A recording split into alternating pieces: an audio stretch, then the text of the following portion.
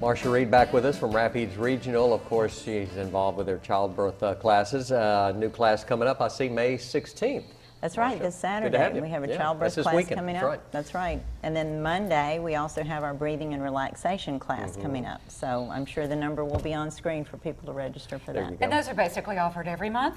The prepared childbirth is offered one Saturday every month. Okay. Breathing and relaxation is every other month. So, and that's the comfort techniques. It's much more than breathing and relaxation. It's the whole comfort thing. But you can always go on the website to find out those dates. Absolutely, absolutely, and they're offered all year. And then we also, of course, have sibling and breastfeeding classes. So, and they're all free for But you anybody. brought Wow. some children's books in today. I did. I brought some of my favorite books from my children's childhood. So, yeah, we're going to be talking about reading today. Let's talk about the importance Yeah. of. Yes, and the big message is, we all know this isn't brand new information. Reading is important to a child's development, but last summer the American Academy of Pediatrics actually had an article in their journal urging primary care and pediatric physicians to urge parents to read aloud to their children once a day. Beginning at what age? Before Beginning. birth. Before birth. I mean, Before birth. if you're in one of my classes, you're going to hear about reading no matter what age, you know, what class it is.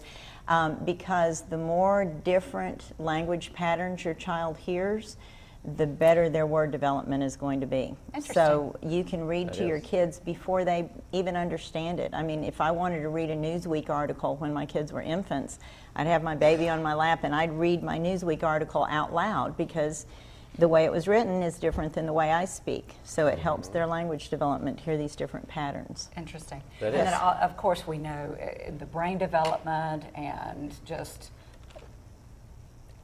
develop that Everything. love for reading Yeah. also. Well, it is, and actually the reason the American Academy of Pediatrics has gotten into it is that they're realizing that reading is also related to health.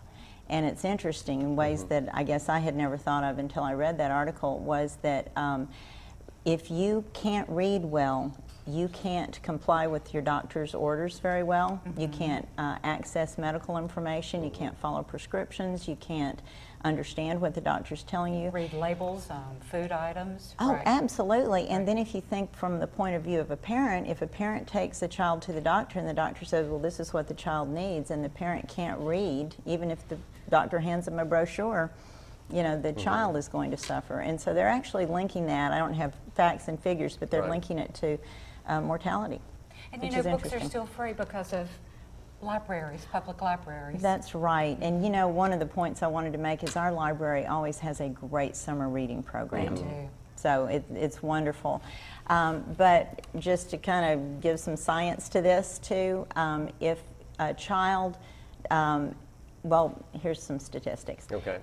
If you, about a third of kids enter kindergarten without the language skills necessary to learn how to read. A third of our kids in That's this a lot. country. Yeah. And by the end of third grade, over 2/3 of kids are not reading proficiently. Now, how that's bad is if you're not reading well in the 4th grade, you're not as likely to graduate from high school. And so what it means is And that you starts can a lot of help your bad child. trends. It absolutely, Yeah. absolutely. So you can start helping your child have a much better life if you start reading these little board books, just letting them see the board books and let them see you read. They'll start school with better language skills, better able to learn to read and so on, better to graduate from high school, and then their standard of life is better by every measure. Economically, socially, emotionally, they're going to have a better life, and it all goes back to reading. All starts You with know, reading. and even at very young, this is also a great way to snuggle with your children, just spend Bond, time, yeah. bond, and it's very calming for them. It is. And on some other show, I'd like to talk about the difference in electronic reading and book reading, because there's That's some, an interesting topic. It is, and we won't go into Whole it new today, topic. but it is very interesting, and I don't want to be a total Luddite. It's not horrible, but books have a real advantage, and like you said, you're sitting together, snuggling. Yeah. It's that one-on-one bonding, the relationship building, and of course that affects your child's development too, socially and so on. And Interesting topic. so it's just Reading so is fundamental. Sure is. It, That's the bottom line. absolutely, Yeah. absolutely. Thanks, Marcia. Thank you Thanks for so coming by. much. Thank you. More to come.